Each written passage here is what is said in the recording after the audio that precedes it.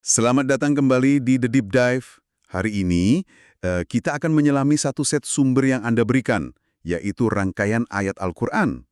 Dan kita akan coba jawab satu pertanyaan yang mungkin jadi pergulatan kita semua ya. Gimana sih cara menyeimbangkan kesibukan ngejar urusan dunia dengan tujuan akhir kita di akhirat?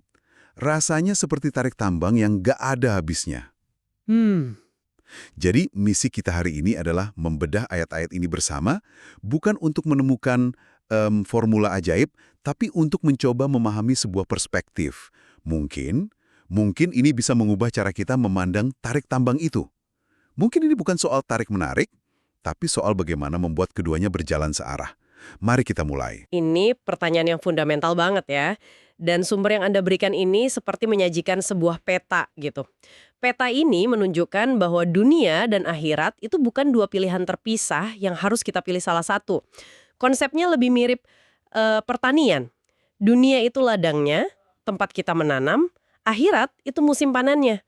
Apa yang kita tanam di sini, yaitu yang akan kita tuai di sana. Oke, analogi ladang dan panen. Saya suka itu. Mari kita mulai dari ladangnya dulu ya, yaitu dunia. Tempat kita kerja, berkeluarga, mengejar mimpi. Menariknya, salah satu ayat yang Anda berikan, dari surat Ali Imran, ayat 14, sepertinya merangkum semua itu dengan sangat jitu. Betul. Ayat itu berbunyi, dijadikan terasa indah dalam pandangan manusia, cinta terhadap apa yang diinginkan, berupa perempuan-perempuan, anak-anak, harta benda yang bertumpuk dalam bentuk emas dan perak, kuda pilihan, hewan ternak, dan sawah ladang. Itulah kesenangan hidup di dunia, dan di sisi Allah lah tempat kembali yang baik. Wow, ayat ini benar-benar to the point ya. Semua yang kita kejar, pasangan, anak, kekayaan, bahkan kuda pilihan yang mungkin di zaman sekarang bisa kita artikan sebagai mobil sport atau gadget terbaru, semuanya disebut dalam satu tarikan napas. Rasanya seperti sedang melihat daftar belanjaan ambisi kita semua. Tepat sekali, Ri. Dan yang perlu digarisbawahi adalah frasa dijadikan terasa indah. Ini pengakuan bahwa ketertarikan pada hal-hal ini adalah fitrah, sesuatu yang sudah terpasang dalam diri kita. Ayat ini tidak bilang, "Hei, jangan suka semua itu." Tapi perhatikan penutupnya. Itulah mata'ul hayati dunia, kesenangan atau perhiasan kehidupan dunia. Kata kuncinya di sini adalah mata. Mata. Itu artinya apa sebenarnya? Sekedar kesenangan? Atau ada makna lain? Lebih dalam dari itu. Mata itu merujuk pada sesuatu yang kamu nikmati, kamu pakai, tapi sifatnya sementara dan akan habis. Seperti bekal perjalanan. Penting untuk perjalanan tapi bukan tujuannya. Jadi, Al-Quran sejak awal sudah membingkai semua ambisi duniawi kita. Ini bekal, ini perhiasan. Indah, berguna, tapi bukan harta karun yang sesungguhnya. Oke. Jadi ini soal melabeli dengan benar. Ini mobil saya, ini rumah saya. Tapi label besarnya adalah perhiasan sementara. Tapi jujur ya, kadang susah banget melihatnya seperti itu. Apalagi kalau kita sudah kerja keras untuk mendapatkannya. Rasanya nyata banget, bukan cuma sementara. Tentu, sangat bisa dipahami. Karena itulah, sumber Anda menyajikan beberapa perumpamaan yang sangat kuat untuk membantu kita memahami kesementaraan ini. Salah satunya di surat Yunus ayat 24. Di sana, kehidupan dunia ini diibaratkan seperti hujan yang turun dari langit, lalu menyuburkan tanaman di bumi. Semuanya jadi hijau, indah, dan para pemiliknya merasa bangga. Berpikir mereka punya kuasa penuh atasnya. Sampai di sini masih terdengar bagus.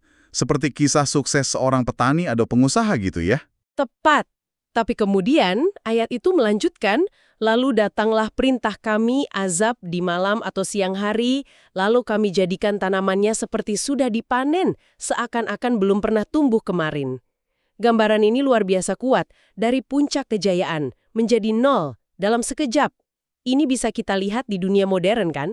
Pasar saham yang anjlok dalam semalam, bisnis yang runtuh karena pandemi, atau ya reputasi yang hancur karena satu kesalahan, dari hijau subur menjadi kering kerontang.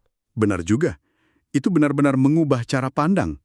Dan ada lagi di surat Al-Kahfi ayat 45 dan 46 yang sepertinya mengulang tema yang sama, Ayat 46 secara spesifik bilang, harta dan anak-anak adalah perhiasan kehidupan dunia, tetapi amalan-amalan yang kekal lagi soleh adalah lebih baik pahalanya di sisi Tuhanmu, serta lebih baik untuk menjadi harapan. Lagi-lagi kata perhiasan muncul di situ. Dan di sini perhiasan itu langsung dibandingkan dengan sesuatu yang lain. Sesuatu yang disebut al-baqiyatus sholihat, amalan-amalan soleh yang kekal. Ini adalah perbandingan langsung antara aset yang nilainya berdepresiasi dengan aset yang nilainya ababi.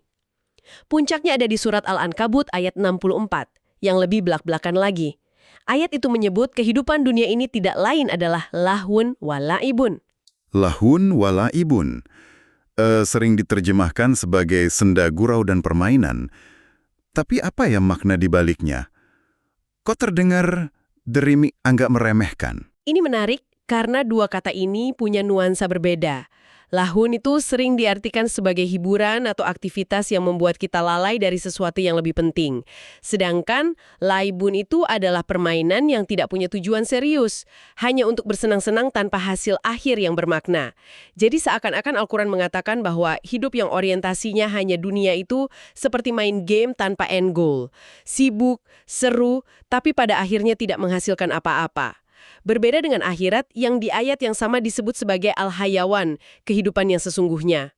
Mendengar semua perumpamaan itu, bekal perjalanan, tanaman yang musnah, permainan tanpa tujuan, membuat saya berpikir, kalau semua ini cuma perhiasan atau permainan, rasanya jadi sedikit hampa ya. Ini pasti mengarahkan kita ke pertanyaan berikutnya. Lalu apa tujuan yang sebenarnya, yang bukan permainan? Sumber yang Anda berikan sepertinya punya jawaban yang sangat tegas soal ini. Di sisi lain, ada akhirat yang kekal. Di surat Ghafir ayat 39, ada kutipan perkataan seorang mukmin dari keluarga Fir'aun. Dia berkata kepada kaumnya, "Wahai kaumku, sesungguhnya kehidupan dunia ini hanyalah kesenangan, sementara. Dan sesungguhnya akhirat itulah negeri yang kekal." Di sini kontrasnya jelas sekali. Dunia disebut mata lagi, bekal sementara. Sedangkan akhirat disebut darul qarar. Apa artinya darul qarar? Dar artinya negeri atau rumah, qarar artinya tempat menetap, stabil, permanen. Jadi akhirat adalah negeri tempat menetap yang sebenarnya. Pemahaman ini mengubah segalanya. Kalau Anda tahu Anda hanya sedang transit di sebuah hotel, yaitu dunia, Anda tidak akan menghabiskan seluruh sumber daya Anda untuk merenovasi kamar hotel itu. Anda akan fokus pada persiapan untuk sampai ke rumah permanen Anda, darul qarar itu. Itu analogi yang bagus. Jadi setiap tindakan kita di hotel dunia ini punya konsekuensi untuk rumah permanen kita. Tepat. Dan ini membawa kita ke salah satu ayat paling penting dalam set sumber Anda, yaitu surat Al-Isra ayat 18 dan 19. Ayat ini seperti membedah psikologi dua tipe manusia berdasarkan tujuan hidup mereka. Ayat 18 berbicara tentang orang yang hanya menginginkan dunia. Ayatnya berbunyi, "Barang siapa menghendaki kehidupan sekarang, duniawi, maka kami segerakan baginya di dunia ini apa yang kami kehendaki bagi orang yang kami kehendaki. Kemudian kami sediakan baginya di akhirat neraka jahanam." Ini menarik. Dikatakan kami segerakan baginya apa yang kami kehendaki. Jadi bahkan untuk orang yang hanya mengejar dunia pun, mereka tidak selalu dapat semua yang mereka mau. Mereka hanya dapat sebagian yang Tuhan izinkan. Persis, itu detail yang sangat penting. Ada ilusi kontrol di sini. Kita pikir kita bisa mendapatkan semua yang kita mau, padahal kita hanya mendapatkan apa yang sudah ditakdirkan. Lalu ayat berikutnya, ayat 19, menyajikan alternatifnya. Dan barang siapa menghendaki kehidupan akhirat dan berusaha ke arah itu dengan sungguh-sungguh, sedang dia adalah seorang mukmin, maka mereka itu adalah orang-orang yang usahanya dibalas dengan baik. Di sini ada 3 syarat ya. Pertama, menghendaki akhirat. Ini soal niat. Kedua, berusaha ke arah itu dengan sungguh-sungguh. Ini soal aksi, bukan cuma angan-angan. Dan ketiga, sedang dia adalah seorang mukmin. Ini soal fondasi keyakinan. Benar sekali. 3 pilar yang tidak bisa dipisahkan.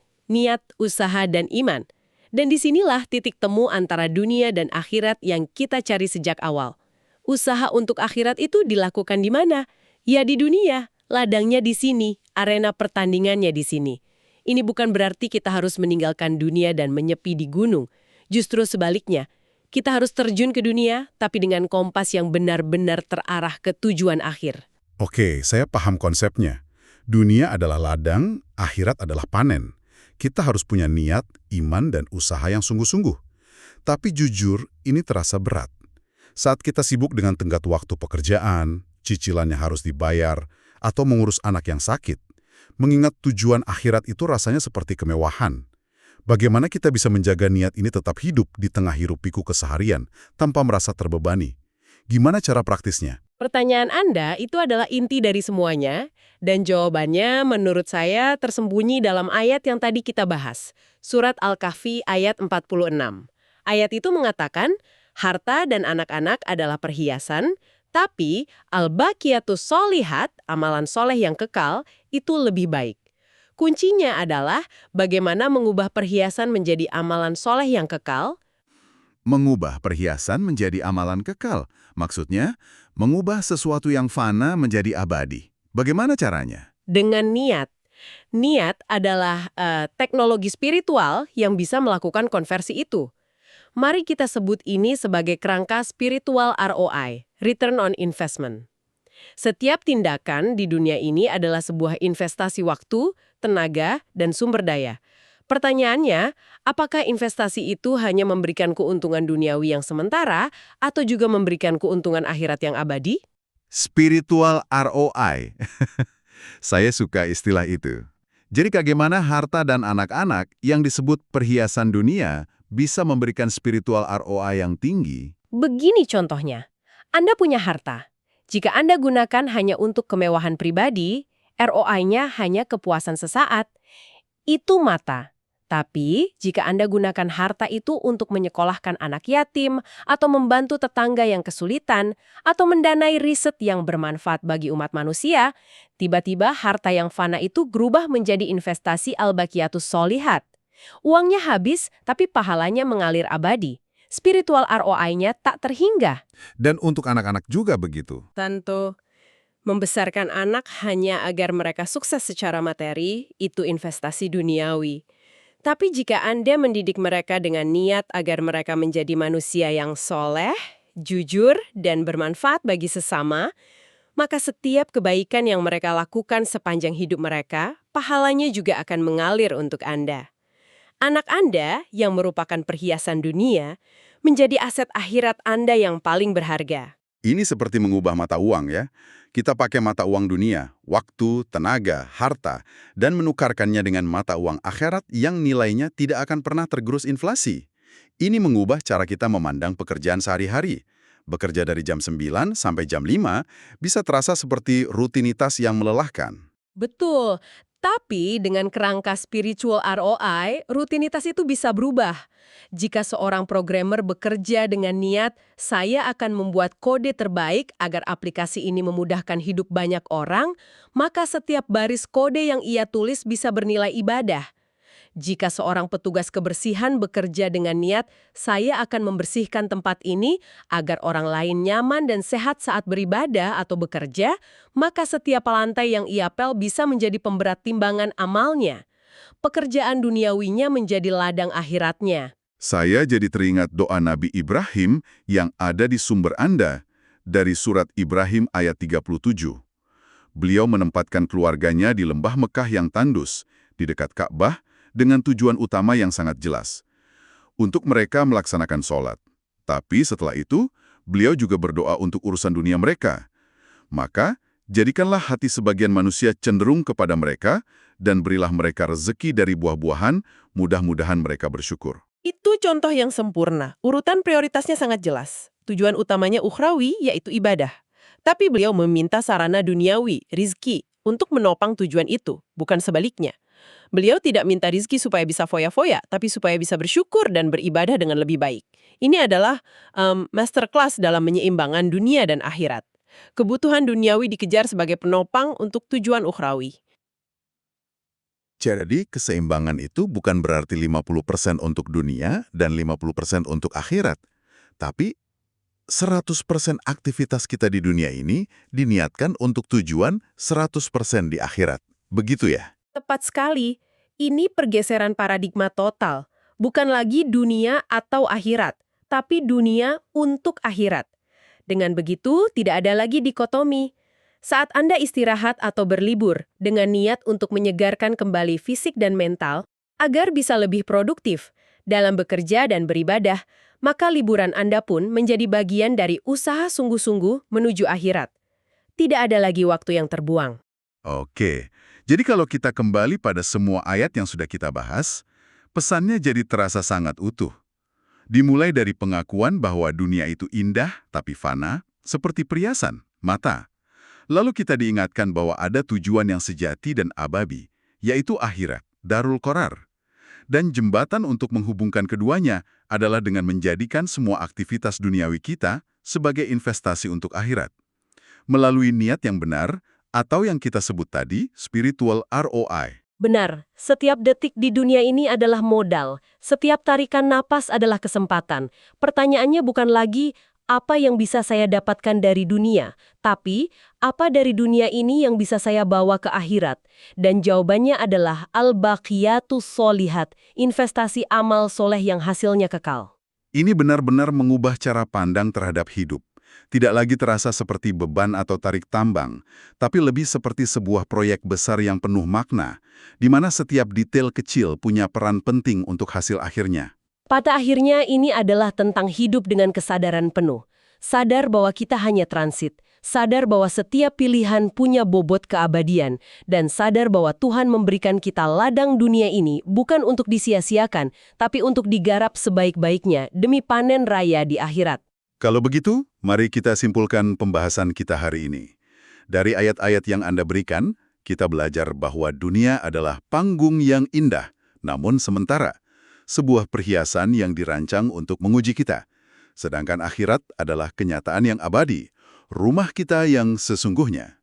Dan keseimbangan antara keduanya tidak ditemukan dengan membagi waktu atau perhatian kita, melainkan dengan menyatukan tujuan.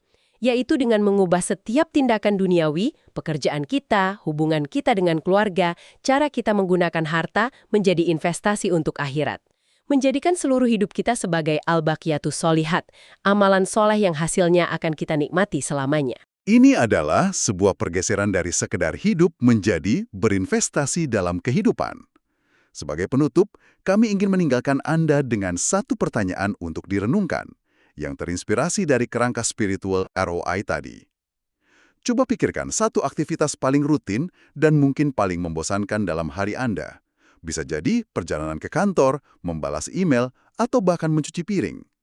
Bagaimana Anda bisa mengemas ulang niat dari aktivitas itu besok, sehingga ia tidak lagi hanya menjadi tugas duniawi yang harus selesai, tetapi berubah menjadi setoran investasi ke rekening abadi Anda.